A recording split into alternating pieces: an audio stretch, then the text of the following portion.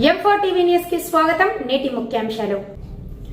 M4 TV news ప్రేక్షకులకు నిజాయితీగా, నిర్భయంగా ఎప్పటికప్పుడు తాజా కబుర్లు, భక్తి గీతాలు m4tvnews.com వెబ్సైట్ యాప్లో ప్రచురితం, ప్రత్యేక ప్రసారం చేస్తుంది. వార్తలు, ప్రకటనల కోసం సంప్రదించవలసిన సెల్ ఫోన్ నెంబర్లు 9666665026 9014163335.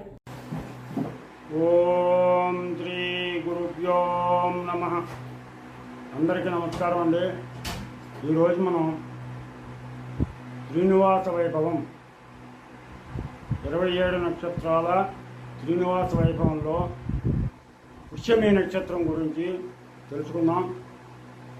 8వ నక్షత్రం పుష్యమి నక్షత్రం. ఈ 8వ నక్షత్రం నాడు శ్రీ అలివేలు మంగా పద్మావతి శ్రీ వెంకటేశ్వర స్వామిని దర్శించుకుంటే మనకి ఏ ఫలితాలు కలుగుతాయి అనేటువంటి దాని గురించి మీకు నేను తెలియజేస్తాను. ముందుగా గణేశుడి ప్రార్థన.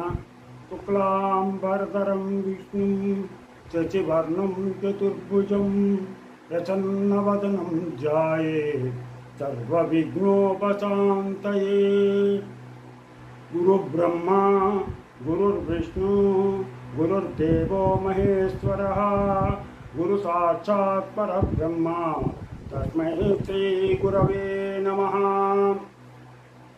ఓం నమో భగవతే వాసుదేవాయ. ఓం నమో నారాయణాయ. ఓం నమో విష్ణవే నమః. ఓం నమః శివాయ. ఓం నమః శివాయ. ఓం ఐం హ్రీం శ్రీం శ్రీ మాత్రే నమః. ఓం ఐం హ్రీం శ్రీం శ్రీ మాత్రే నమః. హరి ఓం. శ్రీనివాస వైభవం. ఈ శ్రీనివాస వైభవంలో పుష్యమి నక్షత్రం. పుష్యమి నక్షత్రం నాడు ఆ శ్రీనివాసుని దర్శించుకుంటే మనకి ఏ ఫలితాలు కలుగుతాయి. పుష్యమి నక్షత్రానికి అధిపతి బృహస్పతి. బృహస్పతి దీనికి అధిపతి ఈ పుష్యమి నక్షత్రానికి. ఈ పుష్యమి నక్షత్రంతో కూడినటువంటి గురువారం నాడు శ్రీనివాసుని దర్శించిన వారికి సకల శుభాలు చేకూరుతాయి. సర్వ కార్యసిద్ధి జరుగుతుంది. పూర్వకాలంలో కోసల దేశంలో విష్ణు శర్మ అనే బ్రాహ్మణుడు నివసించేవాడు. వేద విద్యాపారంగతుడైన విష్ణు శర్మ ఎల్లప్పుడూ సత్కర్మలను ఆచరిస్తూ హరినామస్మరణతోనే జీవితం గడుపుతుండేవాడు. విష్ణు శర్మ భార్య రుక్మిణమ్మ కూడా ఎంతో భక్తురాలు. ప్రతిరోజు శ్రీమన్నారాయణను పూజిస్తూ విష్ణు సహస్రనామ పారాయణం చేస్తూ ఇంటికి వచ్చిన బంధుమిత్రులందరినీ ఆదరణగా చూస్తూ కాలం గడిపేది. వీరిద్దరికీ వివాహం అయిన చాలా సంవత్సరాల వరకు సంతానం కలగలేదు. ఈ విధంగా 12 సంవత్సరాలు గడిచిన తర్వాత శ్రీనివాసుని అనుగ్రహంతో పండంటి మగపిల్లవాడు పుట్టాడు.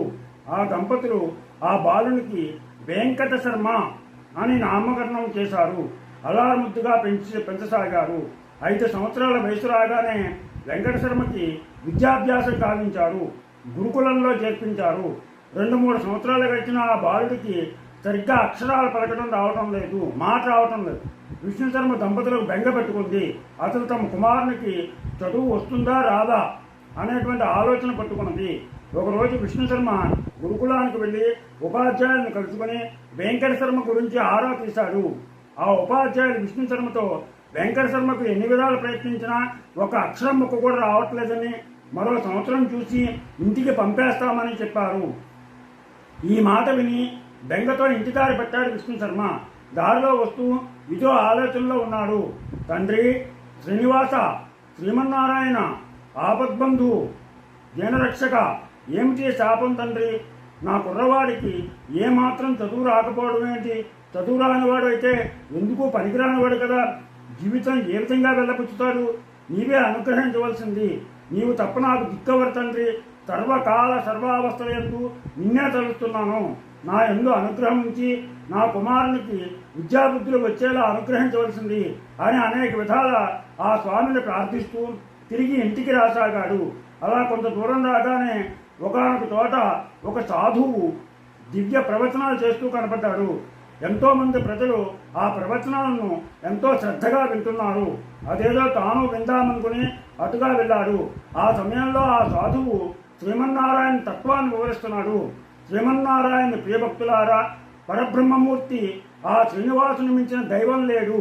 ఆ దివ్య మంగళమూర్తి స్వరూపము అద్భుతమైనది. నిరవధ్యమైనది, అప్రాకృతమైనది, శాశ్వతమైనది, కోటి సూర్య తేజస్సుతో ప్రకాశించే సృష్టి స్థితి లయాకారకుడు శ్రీమన్నారాయణుడు. సృష్టి చేసే కాలంలో రజోగుణ ప్రధానుడై సృష్టిని, స్థితి కాలంలో సత్వగుణ ప్రధానుడై పరిపాలనా భారాన్ని లయకాలంలో తమోగుణ ప్రధానుడై సంహారమును చేస్తున్నాడు. ఆ శ్రీమన్నారాయణుడు 4 అంశాలతో ఈ సృష్టి స్థితి లయ కార్యక్రమాలను చేస్తున్నాడు. సృష్టి కాలంలో ఒక అంశతో బ్రహ్మగా అవతరించాడు, 2వ అంశతో మరీచి మొదలైన ప్రజాపతులుగా అవతరించాడు, 3వ అంశతో కాలము, 4వ అంశతో సర్వభూతాలను వ్యక్తీకరించబడ్డాడు. ఇదే విధంగా స్థితి సమయాల్లో ఒక అంశతో విష్ణువుగాను, 2వ అంశంతో మనువులుగాను, 3వ అంశతో కాలముగాను, 4వ అంశంతో సర్వ ప్రాణులుగాను అయ్యి ఈ సృష్టిని అంతటినీ పాలిస్తున్నాడు. ఇక 3వది లయకారకుడు. ఈ లయ స్థితిలో మొదటి అంశతో రుద్రుడుగాను, 2వ అంశతో అగ్నిగాను, 3వ అంశంతో కాలముగాను, 4వ అంశంతో సర్వభూతములను లయం చేస్తున్నాడు. ఇందువలననే ఆ పరబ్రహ్మ మూర్తి చతురాత్మ అని పిలువబడుతున్నాడు. 4 పనులు చేస్తున్నాడు కాబట్టి ఏకకాలంలో చతురాత్మ అని పిలువబడుతున్నాడు. ఇంతటి మహోన్నతమైన ఆ పరబ్రహ్మమూర్తిని అర్చించిన వారికి ఎటువంటి ఆపదలు దరిచేరవు, సకల సౌభాగ్యాలు చేకూరుతాయి, సర్వ ఐశ్వర్యాలు సిద్ధిస్తాయి అని ఈ విధంగా ప్రవచనం కొనసాగిస్తున్నాడు. అప్పుడు విష్ణు శర్మ ఈ ప్రవచనం పూర్తి అయ్యే వరకు అక్కడే ఉండి చివరన ఆ సాధువును కలుసుకుని తన కుమారునికి చదువు అప్పకపోవడం గురించి వివరించాడు. వెంకట శర్మకు విద్యాబుద్ధులు కలిగే ఉపాయాన్ని అనుగ్రహించవలసిందిగా వేడుకున్నాడు. అప్పుడు ఆ సాధువు, నాయన, నీ బాధ నాకు అర్థమైంది. ఈ సృష్టిలో శ్రీమన్నారాయణకు మించిన శ్రీభక్తవత్సలుడు మరొకటి లేరు. ఆ స్వామి మనల్ని అందరినీ అనుగ్రహించడానికై తిరుమలలో శ్రీ వెంకటేశ్వరునిగా అవతరించి నిత్య పూజలు అందుకుంటున్నాడు. నీవు నీ కుమారుని కలిసి పుష్యమి నక్షత్రం గురువారం నాడు ఆ స్వామిని దర్శించవలసింది. నీ కుమారునికి తప్పక విద్యా సంపద లభించగలదని చెప్పాడు. ఇది విన్న విష్ణు శర్మ ఎంతో సంతోషపడి సాధువు వద్ద సెలవు తీసుకుని ఇంటికెళ్లాడు.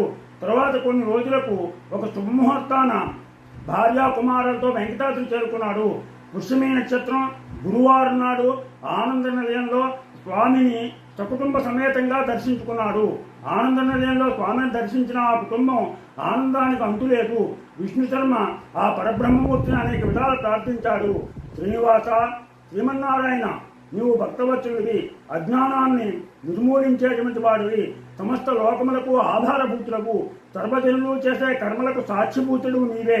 నీకివే మా నమస్కారములు. ఈ నా సృష్టి స్థితి లయకారకుడు నీవే. భక్తుల హృదయ కమలములను వికసింపజేసే నీకివే నా నమస్సులు. సర్వమంగళ గుణశీలుడవైన నీకివే నా నమస్కారములు.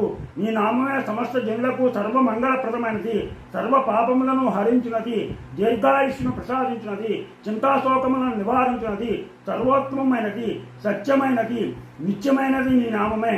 నీ నామ మహిమ చేతనే సర్వదేవతలకు వారి వారి శక్తులు లభిస్తున్నాయి. అంతటి మహోన్నతమూర్తివైన నీకివే నమస్కారములు. దయచేసి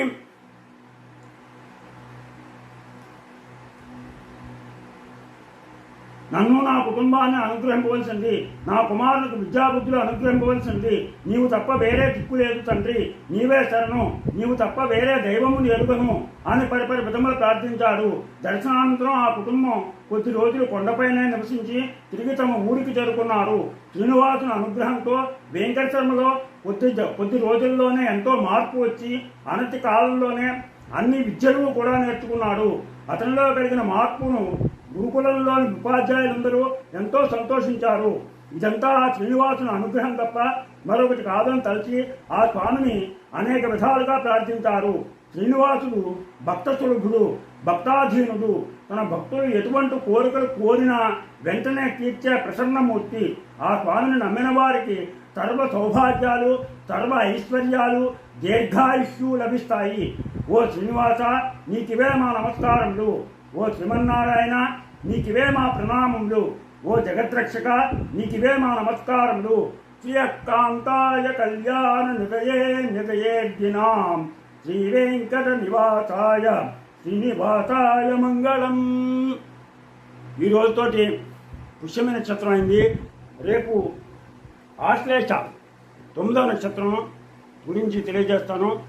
మీరందరూ కూడా ఎంతో భక్తి శ్రద్ధలతోటి ఈ 27 నక్షత్రాల గురించి, ఏ నక్షత్రంలో ఆ స్వామిని దర్శించుకుంటే మనకి మంచి ఫలితాలు కలుగుతాయి అనేటువంటిది అవకాశం ఉన్నవాళ్ళు ఆ నక్షత్రం రోజుని ఆ స్వామిని, ఆ తిరుమల శ్రీ వెంకటేశ్వర స్వామిని, అవేరమంగా పద్మావతి శ్రీ వెంకటేశ్వర స్వామిని దర్శించుకోండి. మీ కోరికల్ని సఫలీకృతం చేసుకోండి.